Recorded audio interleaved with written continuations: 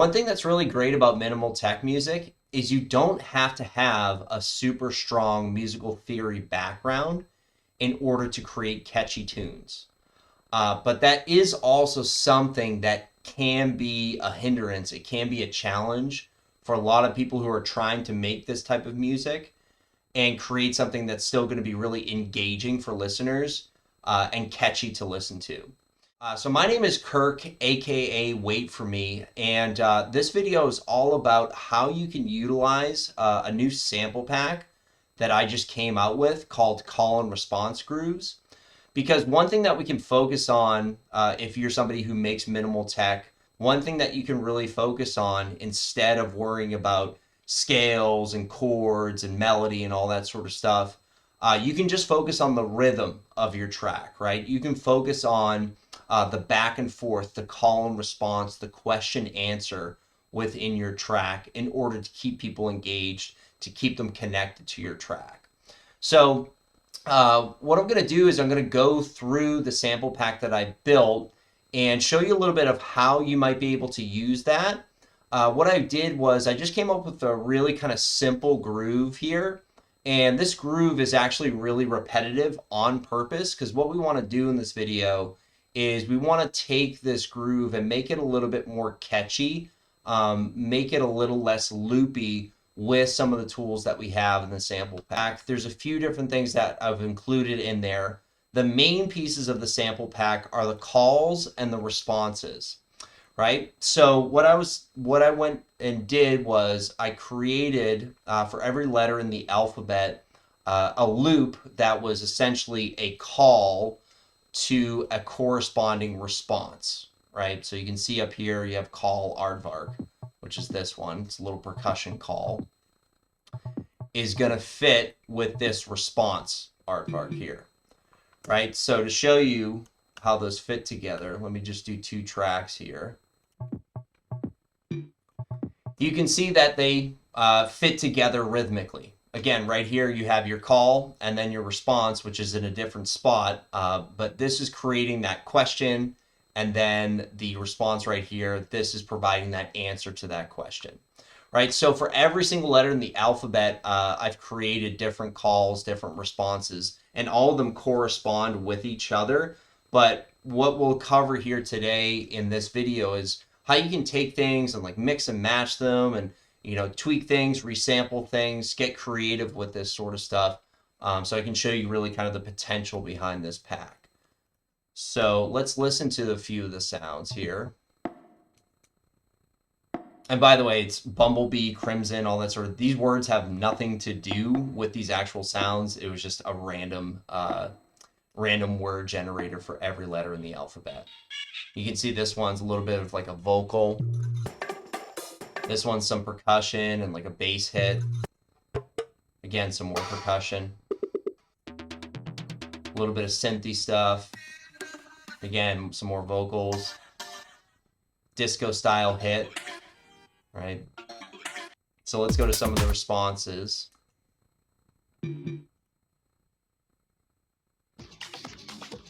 Some percussion. Let's see what this one is. Little synthy stabs. Bass stab.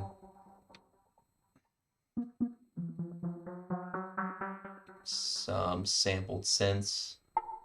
Some percussion. So you can see the sounds, they're kind of all over the road, and that's the purpose behind them. Is I didn't want to stick to like just percussion or just vocals or just, you know, synthesizer sounds. I just wanted stuff that's going to be unique, and the main focus here really is just the rhythm behind things. Not too worried about key, not too worried about scales, not too worried about melody, but rather really just focused on the rhythm, because that's something that we can all kind of at least have some sort of ear for. When it comes to musical theory and all that sort of stuff, you know, that's something that really needs to be developed over time. But when it comes to rhythm, it's almost like with Ableton, you know, it's just about placing things where you think that they should go, and you can develop that rhythm. So calls and responses, and then in the sample pack too, I included some bonus bass loops, just some ones that I created myself, either with resampling or some synthesizers. that kind of groovy, minimal tech, kind of hypnotic, flowing type of bass line. And then the last thing I included was I just recently had a release on Nozzo Records, a track called Jazz and C, which I have a breakdown for that track in my YouTube channel. But I included some stems and some samples from that. So there's an atmosphere groove, the bass groove, the drum groove. So that's all my drums. Some effects, which is basically like an effects stem, the kick, some of the main synths, some of the vocals.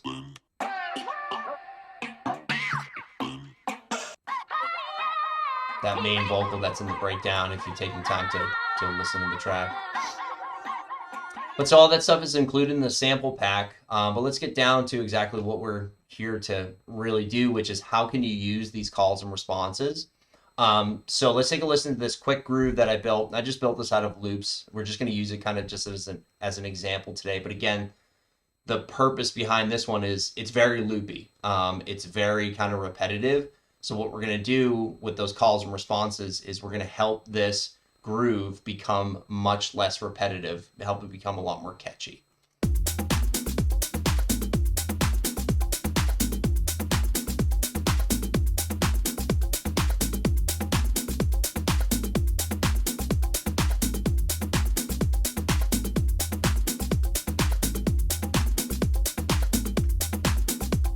Okay, so you get the picture, right? Really repetitive loop, pretty much repeats like every bar or every 2 bars.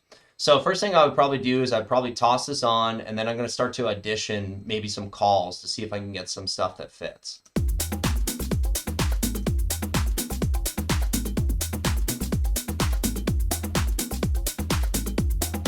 All right, so that's one thing I think could fit. So this first one, I feel like this can be just kind of an initial call right here. And because it gets kind of repetitive, it repeats like every bar here, and then it does a little fill at the end here. What I'm going to do is I'm not going to use the full loop, but rather I'm just going to use that first hit just to create a call right there. And then I'm going to repeat that every 4 bars. So that way it's just not happening too often.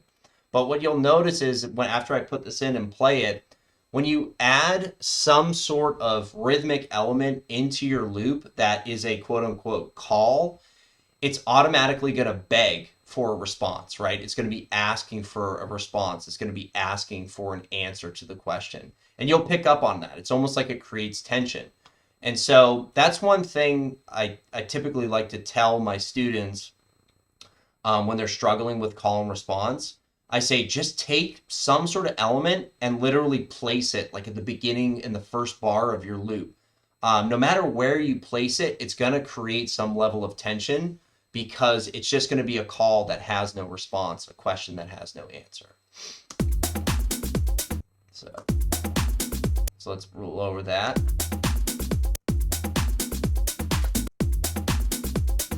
So I'm definitely hearing something that's going to fit like right there. So what we can do is let's shut this off. Let's actually go to the response that corresponds with this one, Bumblebee, and see what the sound is like. Yeah, so let's play this.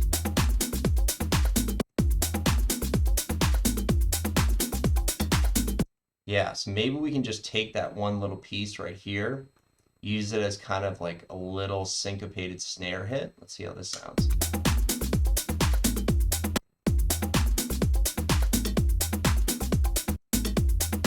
Try this. Yep, and then bring it way down. Right, and then what you'll notice too is you're probably listening to this because we have this at the beginning of the bar here. It's almost like we're asking for another sound to happen in the same place. But I just don't want to use that same sound over and over and over again because, again, it's going to create a bit of loopiness. So this is our starting point here.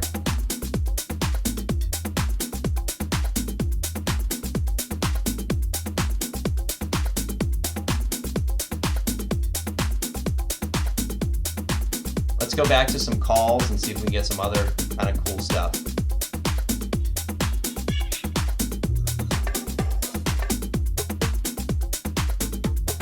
Yeah, so I definitely hear this maybe coming in after that first call, right? So that's one thing is like you can go back and forth between these calls and responses. Sometimes you can make a response a call, sometimes you can make a call a response. It doesn't really matter. I just wanted to make some stuff that corresponds with each other from the get-go. So that way, you can use them together if you want. But my main thing when I make sample packs is like, because I do the same thing, I want you to get as creative as possible with this stuff. Mix and match and tweak and warp and do all that sort of stuff, which we'll do a little bit of it in this video. So let's see if maybe this fits like right here. Get rid of that. Yeah. I think maybe the rhythm is a little bit off on this one. Maybe if I move it over here just to the syncopated 16th. Yeah, that's cool. And maybe this is something we can repeat a lot more often.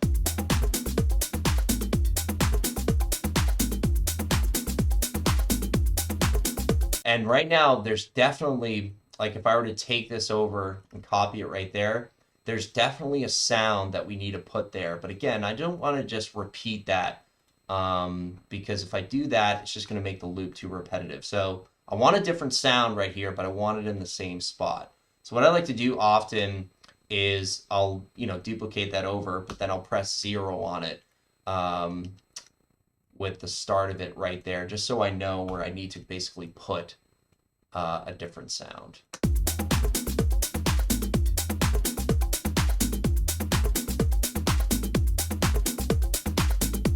Also, always pay attention to your turnarounds. Your turnarounds are the little spaces, the little areas that happen at the end of 4 bars, at the end of at the end of 4 bars, at the end of 8 bars, at the end of 16 bars. They're basically like your little pause, pull away from the groove, and then jump back in. They're a great area for you to just do little fills, add little things, subtract little things, that sort of stuff. Because the turnarounds, that's what's going to help kind of keep the beat moving forward. So rather than just having this percussion hitting the exact same for 4 bars in a row, on this last bar, I'm going to do like one more, something like this. Wrong location, so let's try it over here.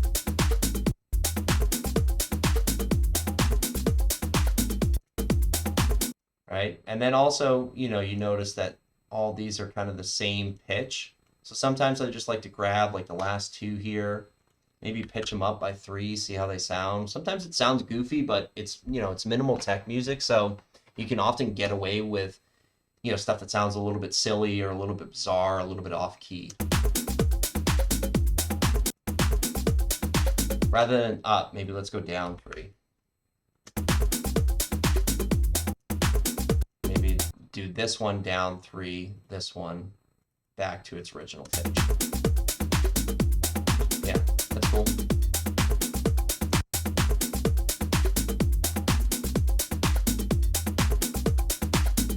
And maybe rather than just having that hit again right there, I'm going to leave some space for maybe something new.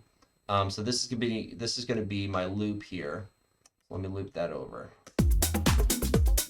Yeah, we still need to add something there.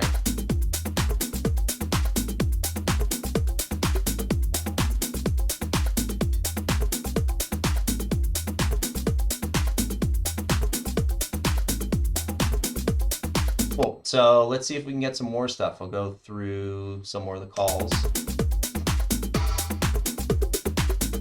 Oh, that's cool. Maybe that's something, instead of just having one hit over here, we could have this right there. So it's going to be in the same location.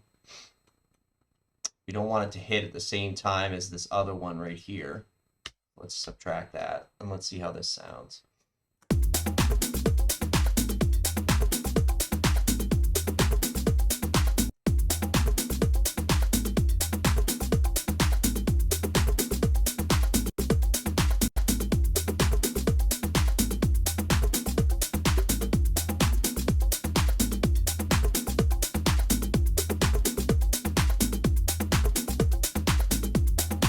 And again, if we want to take, so right now when we have this little piece right here, it repeats every 4 bars.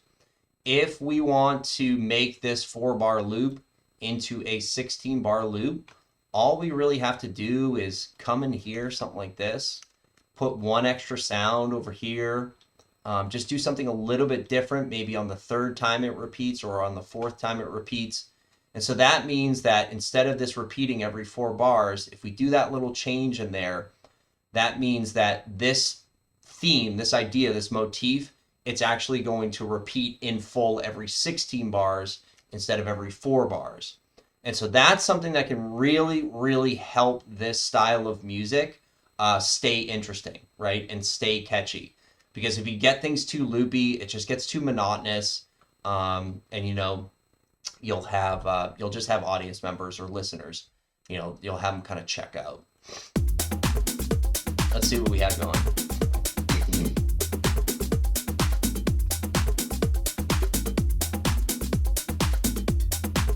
Probably could put something there different.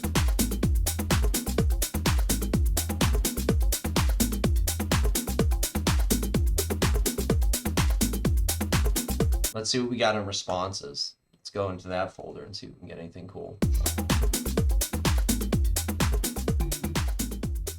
Kind of cool sounds we could use. Let's take that little hit right here and let's put it in the rhythmic spot of this element right here where we pulled it out.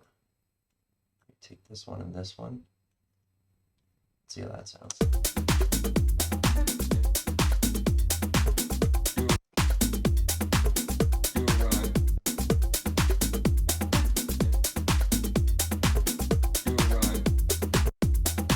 I'm going to use that vocal too, maybe as a turnaround at the end, but let's get this sitting right.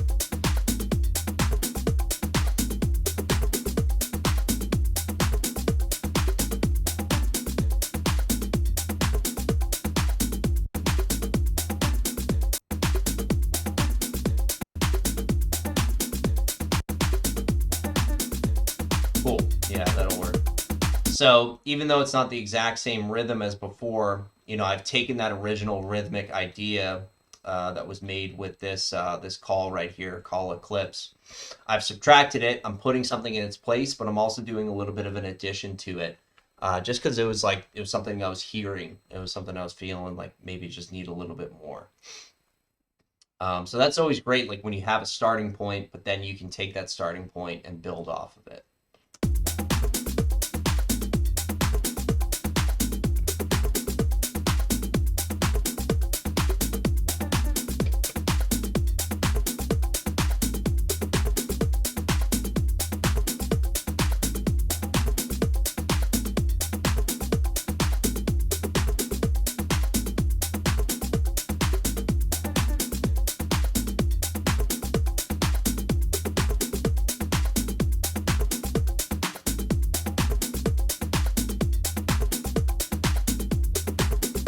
So this is our call and response groove 1, right? So this is one that we were able to create with the pack over there. So let's hear what the loop sounds like with and without it. You know, you'll almost immediately pick up on how much less loopy the loop sounds without the call and response. Still a good groove, still works.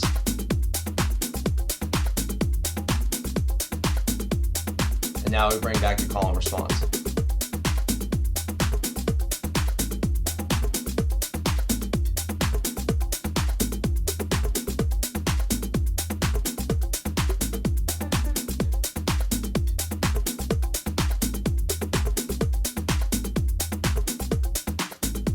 So the call and response group, it just gives stuff, it's things that the audience can kind of better latch onto that aren't happening super frequently within the groove, so it doesn't get too repetitive.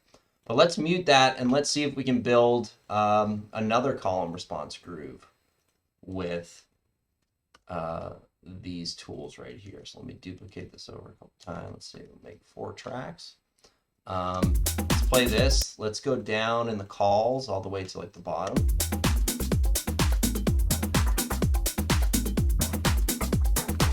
yeah, so immediately let's just do, you know, what the pack was really built to do. If you don't want to get super like creative with, you know, uh, chopping and pulling things out of the loops, we have the call reef here, so we can go to response reef, plug it right in, and see how it sounds.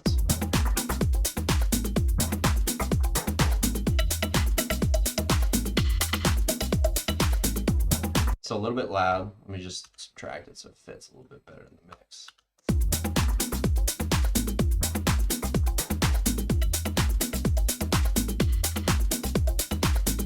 So this part, this response, not fitting super well into the groove, so let's just try some other ones. And here, I'm not even going to listen to them. I'm just going to basically put them in the location in which the call is not playing and see how they sound. Could sound good, could sound bad. Let's see. Bring it up in volume a little bit.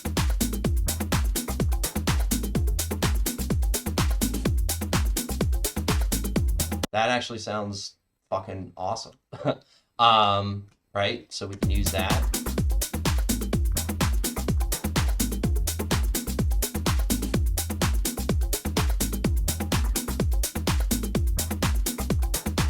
Let's say we don't like that though. We can mute that. We can try another one. Let's try like this one. Put that there.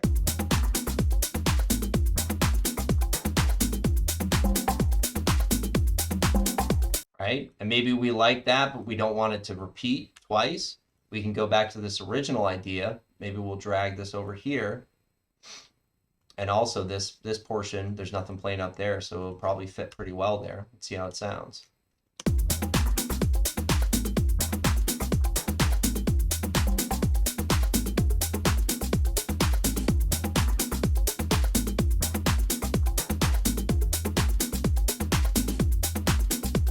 All right, so now we've created something that repeats only every 8 bars, right? Instead of this original loop, which is pretty much repeating every bar.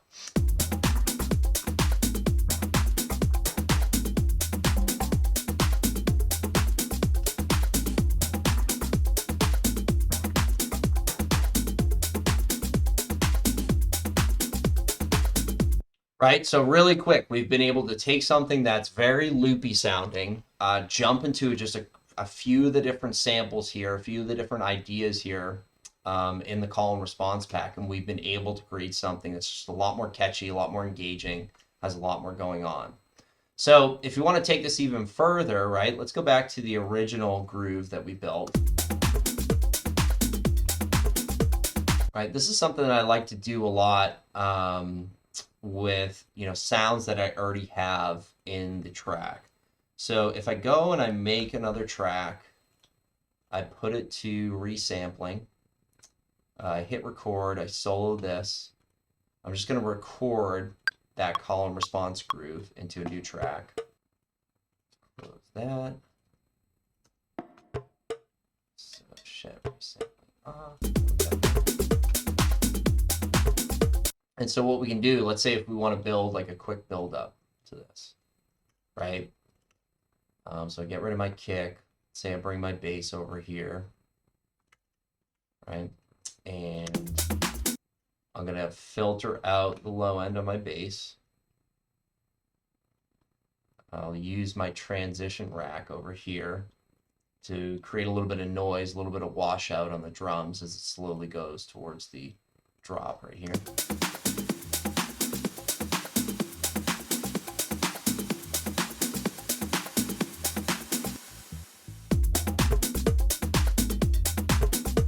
So the reason I resampled this, we'll cover that right now, is typically kind of like your main idea or like your melody, your catchiness of your track.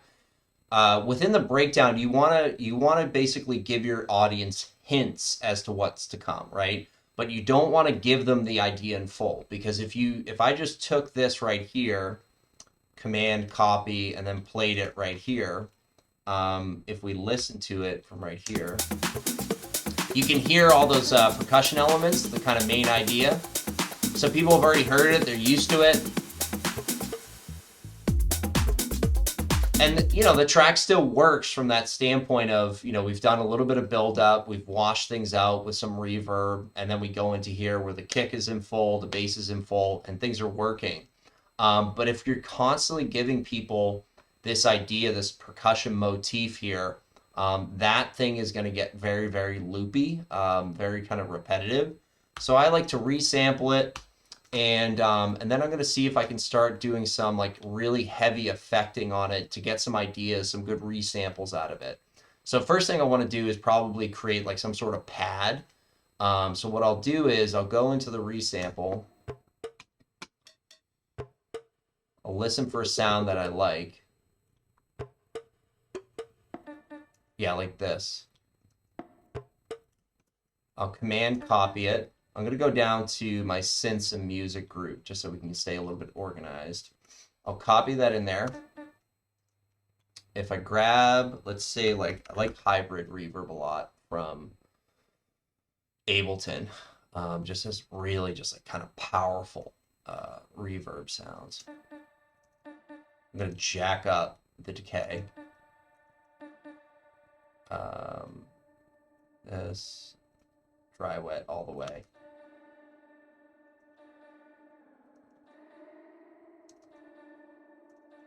And with this, I just like to kind of mess with knobs until I get like a sound I'm looking for.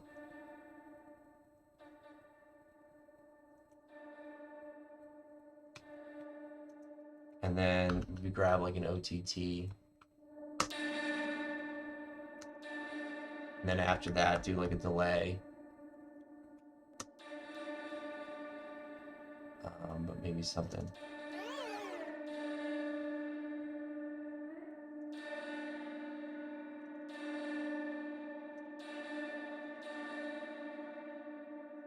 So then I'm going to take that, I'm going to freeze and flatten it, minus it down a little bit.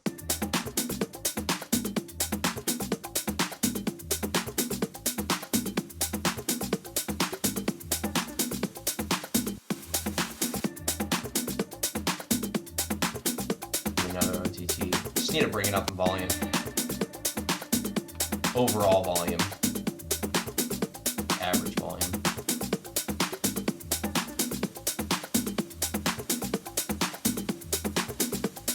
All right, so then we can take this guy right here.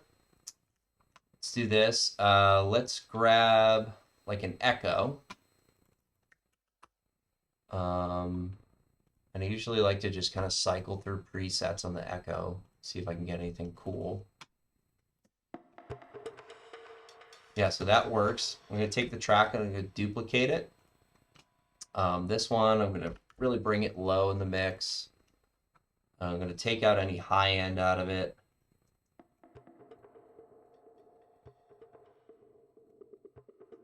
And then this one that I just duplicated, I'm going to use the same echo, but I'm going to do some modulation on it.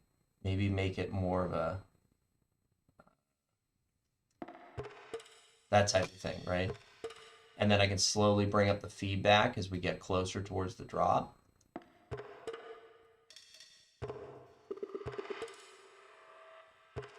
Careful with feedback, sometimes it can go nuts on you. All right, so now, and then bring it down in the mix. And again, because feedback can sometimes go really crazy on you, just take out some of the high end. And then let's see how this build-up sounds. So what I'm doing is I've taken this main kind of percussion motif over here. I'm now giving hints as to what's to come, but I'm not giving the full idea. So what people are going to be able to get during the breakdown is little clues of what's about to happen. Bring this way down. Also maybe auto filter this up.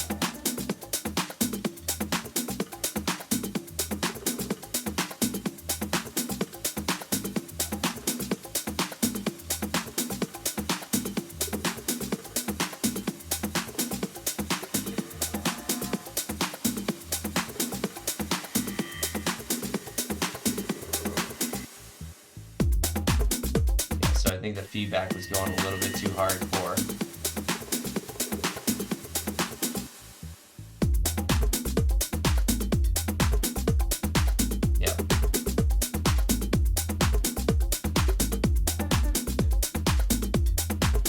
And so before I even put any effects and stuff like that, any crashes, sweeps, or all that sort of stuff, we already have a build up and a drop that's kind of working together. It's connected.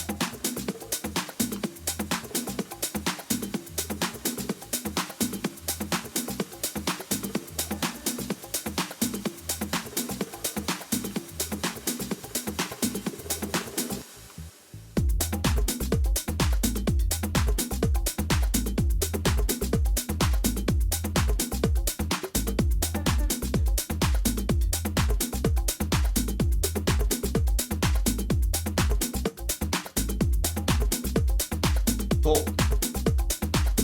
So that's kind of the main idea, the main purpose behind this video. How to take all those call and response elements and create a loop, create a groove that's going to be a lot more catchy, a lot more interesting, keep people's attention for longer.